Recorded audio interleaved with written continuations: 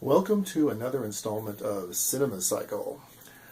Today is, I don't know, May 13th possibly.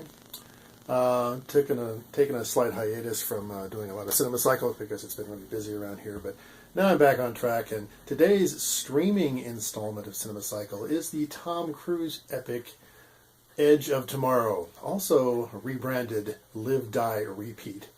I've actually already seen this once. I downloaded it off of Google Play just to test the system with regard to how Google Play works, so I kind of know what's going to happen. But I'm going to watch it again because spreadsheet, random movie generator brought it up. So I'm in store for another 2 hours of mystery. They say that the stars of this film are actually Emily Blunt and Tom Cruise, obviously, but as in most Tom Cruise movies of late, the real star here are the CGI graphics, which are abundant everywhere. Background, battle scenes, aliens, everything else. But the real star of this movie, I think, is actually Bill Paxton, who plays the sergeant who commands Tom Cruise. Man, it's a very versatile actor. So one of the more disturbing things I find about these kinds of movies, which are basically a war film set in modern times with high technology, is that the concept is to make every soldier basically an M1 tank that is capable of mass destruction.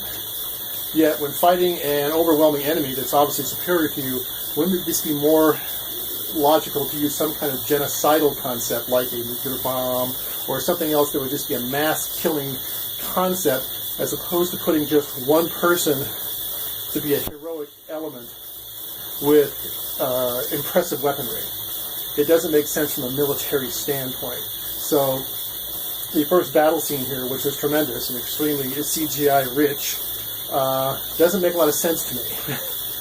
Great viewing, fun adventure, good video game concept, poor military execution. I just figured this out. This movie is basically Groundhog Day set in a military context. I'll get you sorted out, sir. Tom Cruise is Bill Murray.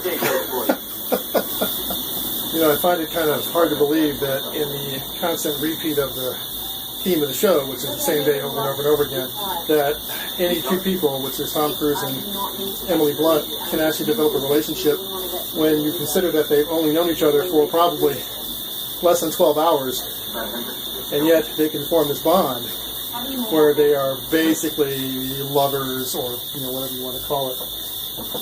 In reality, you would think it's kind of hard to do, especially when you're surrounded by mass violence and killing all the time.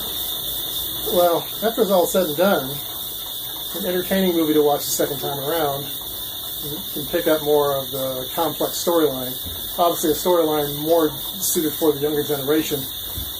People who are older, who are used to Casablanca or Lawrence of Arabia, would probably find the whole plot concept rather difficult to understand.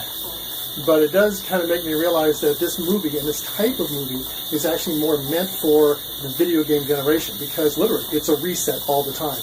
You're constantly trying to solve a problem, you can't, you die, hit the reset button, in this case you die, and you start it all over again. So in that aspect, a good movie for the younger generation, but not really a great movie.